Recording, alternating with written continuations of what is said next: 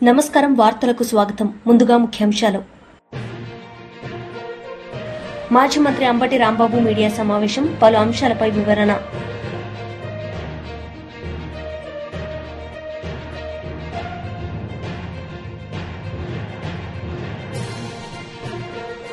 మాజీ మంత్రి శ్రీనివాస్ గౌడ్ మీడియా సమావేశం, పలు అంశాలపై వివరణ. ఎంపీ ధర్మపురి అరవింద్ మీడియా సమావేశం నిర్వహించారు. ఈ సందర్భంగా పలు అంశాలపై ఆయన మాట్లాడారు. ప్రతి ఒక్కరు కూడా గుర్తు చేసుకుంటూ మూడు రకాలుగా తెలంగాణ రాకముందు తెలంగాణ ఉద్యమం కేసీఆర్ గారు స్టార్ట్ చేసినప్పుడు తెలంగాణ పరిస్థితి ఏముంది, ఉద్యమ పరిస్థితి ఏముంది, రాజకీయ నాయకుల యొక్క పరిస్థితి ఏముంది, ఏ రాజకీయ పార్టీలు మద్దతు తెలిపినాయి, వెనుకపోయినాయి, యూటర్న్ తీసుకున్నాయి, ఆ జిమ్మికులు అయిన అన్నిటినీ అధిగమించి పదవులన్నీ కూడా రాజీనామాలు చేస్తూ ఎలక్షన్లు పెడుతూ ప్రజలను ఉత్తేజం చేస్తూ మరి 14 సంవత్సరాల సుదీర్ఘ ప్రయాణంలో ఎంతో మంది కరుడుగట్టిన తెలంగాణ వ్యతిరేకులు ఈ టీఆర్ఎస్ పార్టీ ఉంటే తెలంగాణ ఎప్పుడో ఒకసారి తెస్తుంది, టీఆర్ఎస్ ని తుడిచిపెట్టుకపోవాలి, తొక్కేసేయాలి, కనుగమరుగు చేయాలని చెప్పి ఎన్నో ప్రయత్నాలు చేసిన సందర్భాలు ఎన్నో రకాలుగా మరి ఆనాటి పరిస్థితులలో అధిగమించి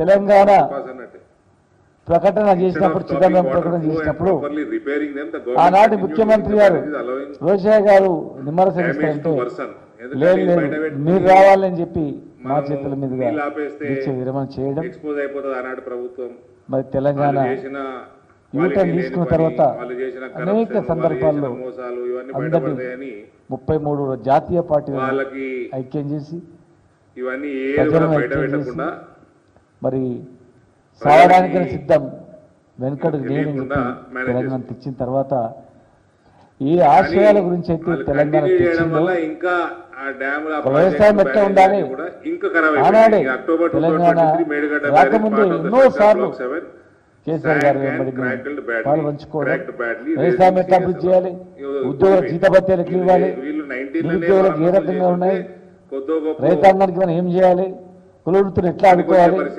కొడుకు బలహీన వర్గాల వాళ్ళకి ఎట్లా మనం చేయాలని చెప్పి ఎన్నో ఆలోచనలు చేసి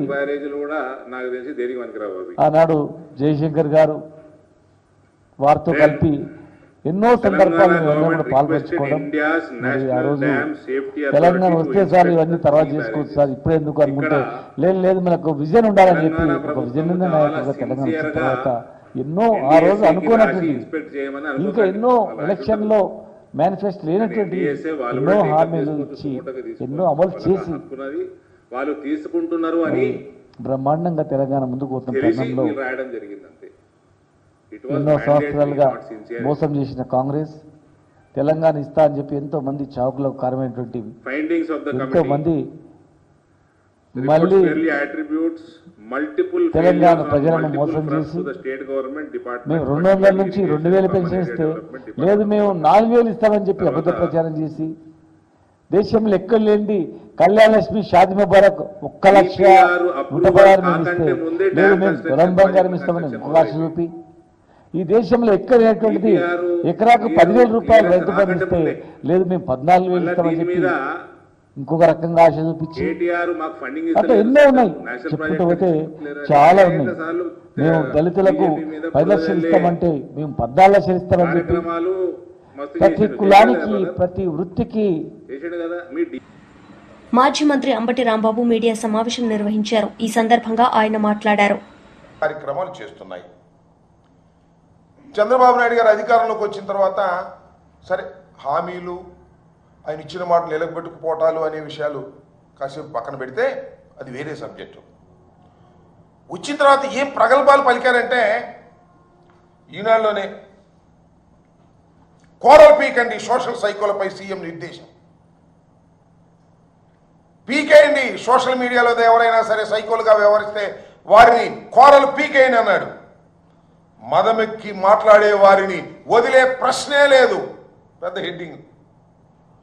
సోషల్ మీడియా సైనికులకు చెక్.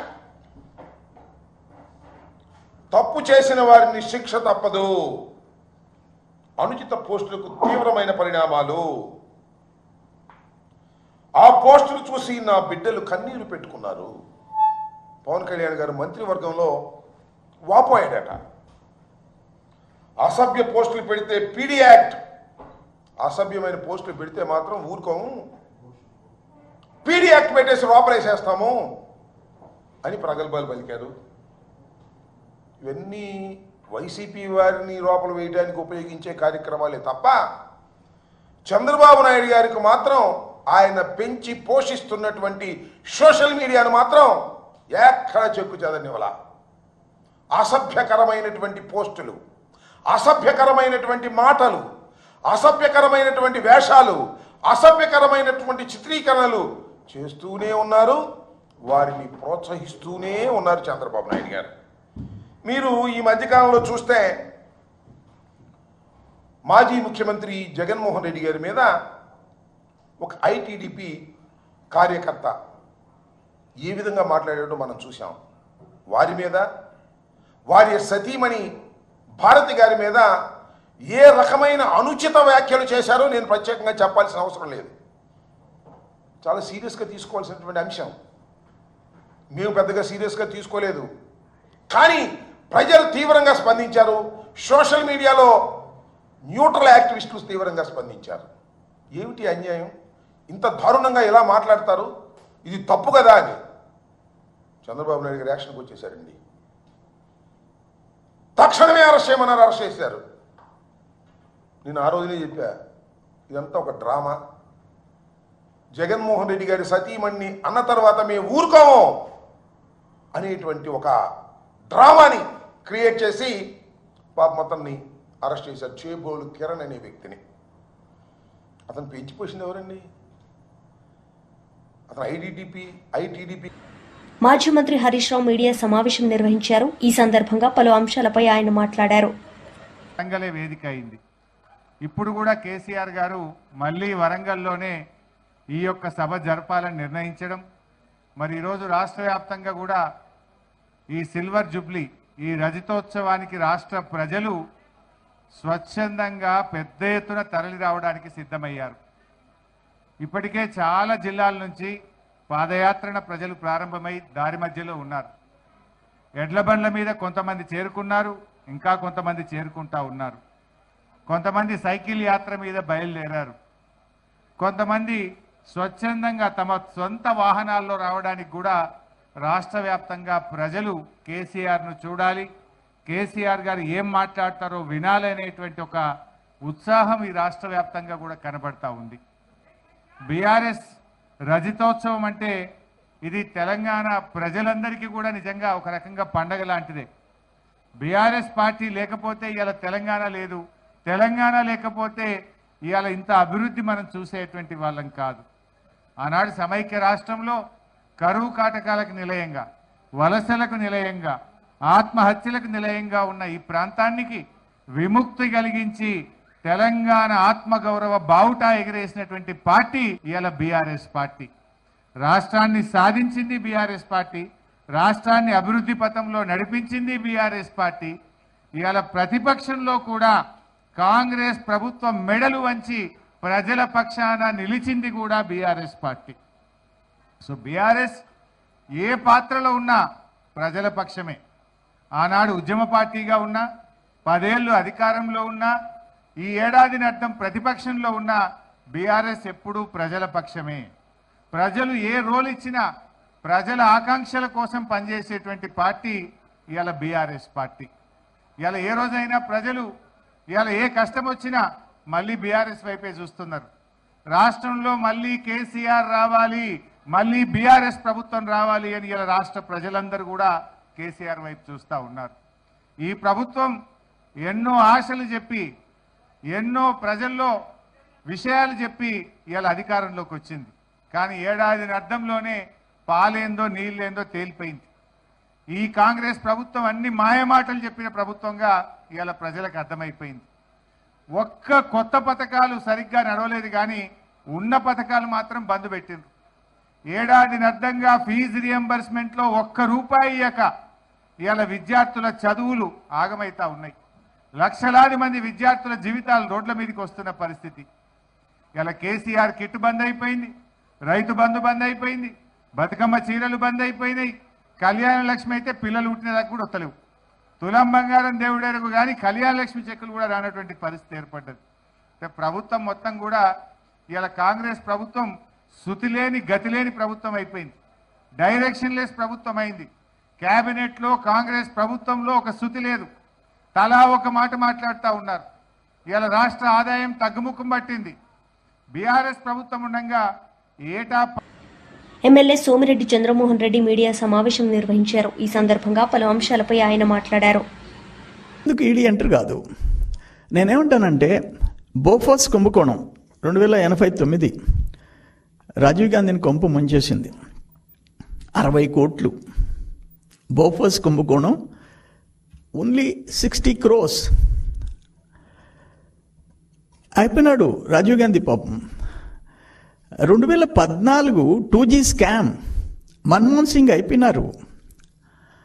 ఈ 2 స్కామ్స్తో అసలు నేషనల్ పార్టీ జాతీయ హోదా కోల్పోయే పరిస్థితి కాంగ్రెస్ పార్టీకి వచ్చింది. బట్ అది 60 కోట్లయితే ఒక దేశంలో ప్రధానిని ప్రజలు మట్టుపెడితే ఇదంతా ఆషామాషి కేసా ఇది? ఆషామాషి కేసా ఇది? అంటే ఇప్పుడు నేను ఒక మాట చెప్తున్నాను, మీరు లెక్కలేసినారు. మధ్యలో కరోనా, ఓన్లీ కరోనా టైంలో 2020 మార్చి 23 నుంచి మే 4 ఓపెన్ చేసేసారు. షాప్స్ క్లోజ్ అయింది లెస్ దాన్ 2 months. ఒక మాట నేను అడుగుతుండా, 2018-19లో IML కేసెస్ 3,84,000. మధ్యలో జగన్మోహన్ రెడ్డి టైంలో 2021 1,87,000, 1,87,059,000, 131 కేసులు సేల్స్. అంటే 3,84,000 నుంచి 1,87,000. Okay, will agri. కరోనా 21-22 2,63,000 కేసులు. బీర్ కేసెస్ అయితే పర్ మంత్ 18-19లో 23 లక్షల కేసెస్, 19-20లో 17,74,000, 20-21లో 4,75,000, 22-23లో 6,79,000. నేనేమంటానంటే ఇక్కడ జరిగిన దోపిడీ కేసుకి ఒక్కొక్క టైప్ ఆఫ్ బ్రాండ్కి, చీప్ బ్రాండ్కి 150 రూపాయలు. నేను ఉండింది చెప్తుండా. ఇంకొక బ్రాండ్కి 250, ఇంకో బ్రాండ్కి 350, 600. ఒక కేస్ అంటే 48 స్మాల్ బాటిల్స్, క్వార్టర్ బాటిల్స్ ఉంటాయి. అవి సపోజ్ ఒక దాంట్లో ఒక బాటిల్ 150, 250కి అమ్ముతారు బయట. ఇది త్రూ ఎక్సైజ్ డిపార్ట్మెంట్ స్కానింగ్ చేసి షాప్స్కి పంపిస్తారు. ఇక్కడ Kasireddy and team, Jaganmohan Reddy team చేసింది ఏంటంటే స్కానింగ్కి పోకుండా. మాజీ మంత్రి చెల్లుబోయిన వేణుగోపాలకృష్ణ మీడియా సమావేశం నిర్వహించారు. ఈ సందర్భంగా ఆయన మాట్లాడారు. ఏర్పాటు చేసుకోవాలి. మన యువ నాయకుడు, రైతు పక్షాన తూర్పుగోదావరి జిల్లా భవిష్యత్ నాయకుడు, మన పార్టీ కార్యనిర్వాహక అధ్యక్షుడు రేపు ఉదయం ఇక్కడ జెండా ఎగరేసి మరి ఇక్కడ నుంచి కొండలస్వామి బాపూజీ గారి దగ్గరికి వెళ్ళి నివాళులర్పించి అక్కడి నుంచి మనం వరంగల్ బయలుదేరే కార్యక్రమం కనుక దయచేసి ఎక్కడి వాళ్ళు అక్కడ జెండా ఇష్టం చేసి గ్రామాల్లో ప్రతి కారుకు ఖచ్చితంగా జెండా ఉండాలి. మన కేసీఆర్ గారి స్టిక్కర్ ఉండాలి. మన నాయకుడు, మన నాయకుని యొక్క దాని మీద ఎక్కడ శ్రద్ధ లేదు. పోస్టర్ ఇవన్నీ చూసినట్లయితే వాల్ రైతు ఒక పోస్టర్ని భరోసాతో ఖచ్చితంగా బ్రతికాడు కారుకు ఉదయం నాడు ముందు వెనుక భాగం వైఎస్ బస్సుకు జగన్మోహన్ ముందు రెడ్డి గారి పక్కల వెనుక భాగం ప్రభుత్వంలో భరోసాతో పోస్టర్ బతికినటువంటి నక్కించుకొని రైతుకి తెలంగాణ ఇవాళ జెండా కట్టుకొని భయాన్ని మీరు కల్పిస్తున్నారు తెలంగాణ అనేటువంటి ప్రజలకు విషయాన్ని మీరు రైతులకు ఒక భరోసా సందర్భంగా దండు గదిలిందిరా ప్రతిపక్ష పార్టీగా మళ్ళీ వస్తుంది మళ్ళీ గుర్తు మూడోసారి చేస్తా కేసీఆర్ గారు ఉన్నారని వస్తారు ముఖ్యమంత్రి అవుతాడు ఈ తెలంగాణ మనల్ని కాపాడతాడు గుర్తు చేస్తూ మనం జర్ర ఓపిక పట్టుకుందాం డిమాండ్ ధైర్యంగా ఇవాళ ఉండేటట్లు రైతు పండించిన రైతులకు ప్రతి ధాన్యం ధైర్యాన్ని గింజని ఇచ్చేటట్లు అలాగే ఎందుకంటే బొండాలు ఆత్మహత్య వెరైటీని చేసుకుంటారు అక్కడక్కడ టాటా వ్యాపార బొండాలు కానీ ఆత్మహత్య ఒరిస్సా బొండాలు కానీ ఎంతో వెరైటీని మంది ఎన్నో రకాలుగా ఇబ్బంది ఖచ్చితంగా పడతా కొనుగోలు ఉన్నారు. చేయాలి కనుక ప్రభుత్వమే వచ్చిన్నర సంవత్సరం అయిపోయింది ప్రభుత్వం కొనుగోలు కొద్ది చేసి రోజులు ఎత్తుకోబడితే ఆ రైతులను కేసీఆర్ ఆదుకోవాల్సినటువంటి వస్తారని అవసరం చెప్పి ఉందనేటువంటిది మరో ఇచ్చేటట్లు మన కార్యక్రమం మేము కార్యక్రమం వైఎస్ఆర్ కాంగ్రెస్ బయలుదేరాలని పార్టీని చెప్పని డిమాండ్ చేస్తా ఉన్నాం. ఖచ్చితంగా కార్యక్రమం ఇదొక తర్వాత ప్రధానమైనటువంటి గ్రామాలకు వెళ్ళి సమస్య. కేసీఆర్ గారు రెండోది, చెప్పింది కూటమి ప్రతి ప్రభుత్వం ఒక్కరితో వచ్చింది. చర్చించి ప్రతి వర్గంతో మాట్లాడి కూటమి ఒక వారం రోజుల నాయకులందరూ పాటు కూడా ఎన్నికల రైతాంగానికి ముందు ధైర్యాన్ని ఇచ్చి మెడలు వంచి తెలుగుదేశం హామీ పార్టీ అంటే నెరవేర్చేటట్లు బీసీ పార్టీ అని, ఒకవైపు చేస్తూ మరొక వైపు తెలుగుదేశం పార్టీకి బీసీలు తెలంగాణ విధంగా ఖచ్చితంగా ఉన్నారని, నెక్స్ట్ కేసీఆర్ వస్తుంది బీసీలను ఇవన్నీ ఆదుకోవడానికి చేస్తారని అనేకమైనటువంటి అధైర్యంగా హామీలు ఉంటే వాళ్ళకు ధైర్యాన్ని ఇస్తూ వారు కార్యకర్తలు ముందుకు పోవాలని చెప్పని చంద్రబాబు నాయుడు గారు ప్రతి ఒక్క ఇచ్చారు. యువక చంద్రబాబు నాయుడు గారు కార్యకర్తలందరూ కూడా రచించినటువంటి మేనిఫెస్టో ఎవరు పైన పిలవాలి పవన్ కళ్యాణ్ గారు కూడా సంతకం పెట్టారు. మనది అందరి పండుగ ఇది అంటే మనందరి చంద్రబాబు నాయుడు పండుగ. గారి మాటలు కేసీఆర్ కొన్ని గారు నమ్మరు పిలిపించిండు. ప్రజలు. ఆ కానీ పిలిచే సాక్షిగా కేసీఆర్ గారు పవన్ పిలిచే కళ్యాణ్ గారు మనసుగా సంతకం భావించి కార్యకర్తలందరూ ఈ మేనిఫెస్టోని అమలు చేస్తాం అక్కడందరూ ఎక్కడోళ్ళు అక్కడ అనేటువంటి మాట. ఇక్కడ ఆ కూర్చున్నా సందర్భంలో ఏ పవన్ మూల కళ్యాణ్ గారు ఏం కూర్చున్నా చెప్పారు? ఆ మూలకు ఒక 50 నిబద్ధతతో మనం సంవత్సరాలు కార్యక్రమాలు పైబడిన విజయవంతం చేసుకోవాలి. ఎందుకంటే ఎంతో ప్రతి కన్న బీసీ కష్టాలు పడి మనం తెచ్చుకున్న వ్యక్తికి తెలంగాణ కూడా 15 పెన్షన్ నెలల్లో మంజూరు ఆగమాగం చేస్తాం 50 చేసుకోవాలి. ఏళ్లకే. కళ్ళ ముందర చూస్తుంటే మనకి బీసీ కుటుంబాల్లో ఉన్న వస్తుంటుంది. వ్యక్తులకు మరి ఎట్లుండే 50 తెలంగాణ, సంవత్సరాల ఎట్లా వయసు ఉంటుందా? దాటితే పెన్షన్ మంజూరు చేస్తాం. నిర్బంధాల మధ్యలో నేను వారికి గుర్తు చేస్తా ఉన్నాను. రకరకాల దాని చంద్రబాబు మధ్యలో నాయుడు గారు పదే ఈ పదే వర్గాన్ని ఆటో డ్రైవర్ని అడిగినా మీరు బస్సు గుర్తుంచుకోవాలి, కండక్టర్ని మీరు అడిగినా గుర్తుంచుకోవాలి, మీరు రైతు గుర్తుంచుకోవాలని కూలీని అడిగినా మాట్లాడతారు. ఒక విద్యార్థిని అక్కడ అంటే పోయి ఆయనకి కొంచెం మర్చిపోయేటటువంటి తత్వం ఉందో లేదో నాకు తెలియదు కానీ ఆ క్రాస్ రోడ్ దగ్గర మీ ద్వారా పవన్ కళ్యాణ్ గారిని మీరు ఆర్టీసీ క్రాస్ ఇచ్చినటువంటి రోడ్ మాట దగ్గర అది మన 50 అశోక్ నగర్ సంవత్సరాలకి అయినా, బీసీ ఏ వర్గాలకి యూనివర్సిటీకి పెన్షన్ అయినా, మంజూరు చేస్తానని ఎవరిని పోయి చెప్పారు. అడిగినా కూడా ఎట్లుందా అంటే సంవత్సరం ప్రతి కాబోతా దుఃఖంతో ఉంది. ఇంకా ఇట్లా ఇంకొక గడపాలి నెలలో మన్నారేమో సంవత్సరం అని చెప్పి పూర్తి చేసుకున్నటువంటి ఈ బాధపడుతున్నటువంటి ప్రభుత్వం ప్రజానికానికి ధైర్యాన్ని ఇప్పటి ఇచ్చి వరకు కూడా బీసీలకు ఎక్కడా కూడా 50 సంవత్సరాల ఒక పైబడిన BRS వారికి పార్టీ పెన్షన్ మాత్రమే మంజూరు ఉంటుంది. చేసిన కేసీఆర్ దాఖలాలు సైనికులకు కానీ మాత్రమే ఉంటుంది కనుక చేస్తున్నాం అనేటువంటి మాటలు కానీ గమనించి లేవు. ఎవరు అంత తొందరగా బయలుదేరి ఈ రకంగా ఉండాలి. ఎండ బీసీలందరూ ఉన్నా, ఎదురు వేడి ఉన్నా, చూస్తున్నారు. అన్ని ఏర్పాట్లు అక్కడ మజ్జిగ అయ్యో నీళ్ళు కూటమి అన్ని ప్రభుత్వం ఏర్పాట్లు వచ్చింది చేశారు మాకు మన తన నాయకుడు 50 ఏళ్లకే పెన్షన్ కేసీఆర్ గారు, వస్తుందని ఎదురు చూసేటువంటి మన బీసీల నాయకుడు తరఫున కేటీఆర్ గారు మాజీ మంత్రి శ్రీనివాస్ గౌడ్ మీడియా సమావేశం నిర్వహించారు. ఈ సందర్భంగా పలు అంశాలపై ఆయన మాట్లాడారు. పదవులన్నీ కూడా రాజీనామాలు చేస్తూ ఎలక్షన్లు పెడుతూ ప్రజలను ఉత్తేజం చేస్తూ మరి 14 సంవత్సరాల సుదీర్ఘ ప్రయాణంలో ఎంతోమంది కరుడుగట్టిన తెలంగాణ వ్యతిరేకులు ఈ టీఆర్ఎస్ పార్టీ ఉంటే తెలంగాణ ఎప్పుడో ఒకసారి తెస్తుంది, టీఆర్ఎస్ని తుడిచిపెట్టుకపోవాలి, తొక్కేసేయాలి, కనుగమరుగు చేయాలని చెప్పి ఎన్నో ప్రయత్నాలు చేసిన సందర్భాలు ఎన్నో రకాలుగా మరి ఆనాటి పరిస్థితులలో అధిగమించి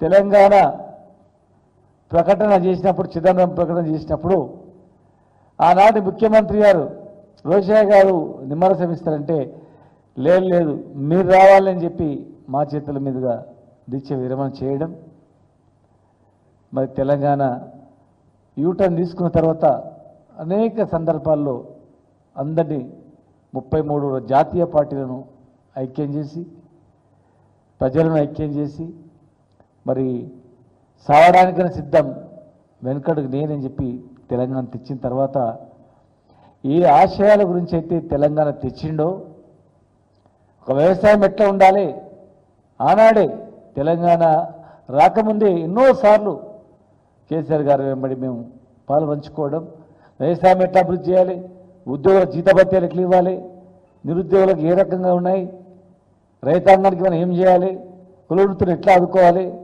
బడుగు బలహీన వర్గాల వాళ్ళకి ఎట్లా మనం చేయాలి అని చెప్పి ఎన్నో ఆలోచనలు చేసి ఆనాడు జయశంకర్ గారు వారితో కలిపి ఎన్నో సందర్భాల్లో మేమందరం కూడా పాల్పంచుకోవడం, మరి ఆ రోజు తెలంగాణ వస్తే చాలు ఇవన్నీ తర్వాత చేసుకోవచ్చు సార్ ఇప్పుడు ఎందుకు అనుకుంటే లేదు లేదు మనకు విజన్ ఉండాలని చెప్పి ఒక విజన్ ఉన్న నాయకుడిగా తెలంగాణ వచ్చిన తర్వాత ఎన్నో ఆ రోజు అనుకోనటువంటివి ఇంకా ఎన్నో ఎలక్షన్లో మేనిఫెస్టో లేనటువంటివి ఎన్నో హామీలు ఇచ్చి ఎన్నో అమలు చేసి మరి బ్రహ్మాండంగా తెలంగాణ ముందుకు పోతున్న తరుణంలో ఎన్నో సంవత్సరాలుగా మోసం చేసిన కాంగ్రెస్ తెలంగాణ ఇస్తా అని చెప్పి ఎంతోమంది చావుకులకు కారణమైనటువంటి ఎంతోమంది మళ్ళీ తెలంగాణ ప్రజలను మోసం చేసి మేము 200 నుంచి 2000 పెన్షన్ ఇస్తే లేదు మేము 4000 ఇస్తామని చెప్పి అబద్ధ ప్రచారం చేసి దేశంలో ఎక్కడ లేనిది కళ్యాణ లక్ష్మి షాదీ ముబారక్ 1,116,000 మేము ఇస్తే లేదు మేము తులం బంగారం ఇస్తామని ఇంకొక ఆశ చూపి ఈ దేశంలో ఎక్కడ లేనటువంటిది ఎకరాకు 10,000 రూపాయలు రైతు బంధు ఇస్తే లేదు మేము 14,000 ఇస్తామని చెప్పి ఇంకొక రకంగా ఆశ చూపించి అట్లా ఎన్నో ఉన్నాయి చెప్పుకుంటూ పోతే చాలా ఉన్నాయి మేము దళితులకు 10 లక్షలు ఇస్తామంటే మేము 14 లక్షలు ఇస్తామని చెప్పి ప్రతి కులానికి ప్రతి వృత్తికి ఎన్నో అబద్ధపు హామీలతో అధికారంలోకి వచ్చి మరి ఈరోజు రైతు కూలీలకు ఇస్తున్నటువంటి 2,500 రూపాయలు ఎక్కడ పోయినో తెలియదు కౌలు రైతులకు ఇస్తున్నటువంటి రైతు బంధు ఎక్కడ పోయిందో తెలియదు అసలు ఎకరా 2 ఎకరాలు కూడా ఇచ్చే పరిస్థితి లేదు రుణమాఫీ చేస్తాం ఇప్పుడే వార్తలు ముగించే ముందు ముఖ్యాంశాలు మరోసారి. మాజీ మంత్రి అంబటి రాంబాబు మీడియా సమావేశం, పలు అంశాలపై వివరణ.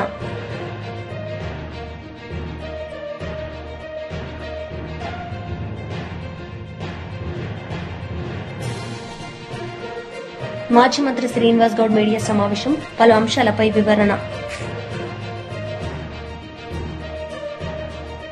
ఈ వార్తలు ఇంతటితో సమాప్తం. తిరిగి ప్రసారమయ్యే వార్తల్లో మళ్ళీ కలుద్దాం. అంతవరకు సెలవు. నమస్తే.